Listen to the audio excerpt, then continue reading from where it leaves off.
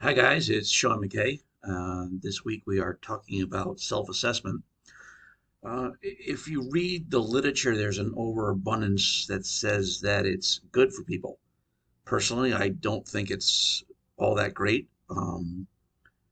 Lou Tahaski and Care say that global estimates of performance has been consistently shown to be inaccurate.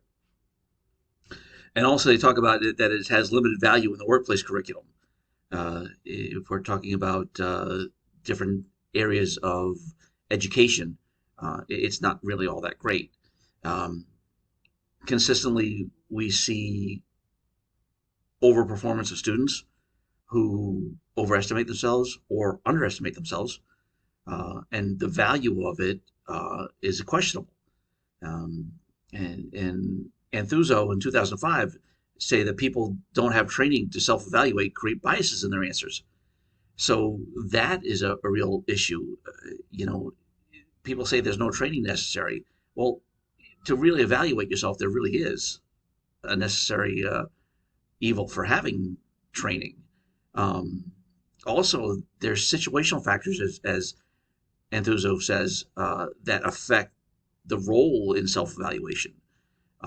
You never know what's going on in your life at the moment and how you're evaluating yourself. Those that have low self-esteem are more likely to be more critical of themselves, and not truly evaluating themselves to their value of the education. Um, and also, Thousands says that the ability to access oneself varies from person to person. To assess yourself is a very interesting process. Um, and some people are more critical than others. Uh, some are more superficial. And really, I don't see a value of evaluating myself in the grand scheme of things, whether or not I can do something or not. Um, and Ardade in 2019 found that most research used the accuracy of assessing a student rather than consistency. So basically, they're assessing the student and consistency rather than answering the score between the students and the teachers, um, using accuracy versus consistency.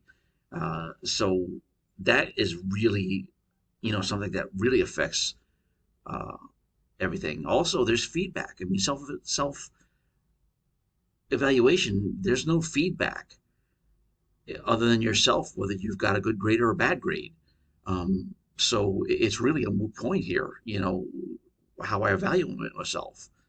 Um, Yang et al. Found that student behavior impacts its usefulnesses of self-evaluation, and how they are in general in class uh, can be effective of how they evaluate themselves. Um, and Tejorio et al. In 2012 found that if you made a self-assessment to be included in a student's overall grades, they tended to grade themselves higher than if it wasn't evaluated. So knowing that, if I just evaluated myself with good grades, it's going to my final grade affects that. So really, are we self-evaluating ourselves, or are we just putting down numbers to get a better grade? You know what I mean? In the same venue, Lutoski and Kerr found that males are overestimating themselves more than females. So we're not getting a true evaluation of ourselves in the self-evaluation. You know what I mean? So really, I personally, I, I pencil whip them. I don't know. I read the questions, but realistically, I'll evaluate myself and my skills, but it doesn't improve my ability to do my job or get my grades. You know, um, it doesn't tell me what I've learned in the grand scheme of things. So I don't really think self-assessment is a good tool for students. Again, there's a lot of research that says there is, but there's a lot of biases in it. In saying that you feel good about yourself and you get better grades. I don't really buy into that. You know what I mean? I don't say that we can get a better outcome with self-evaluation. Self-reflection, different story.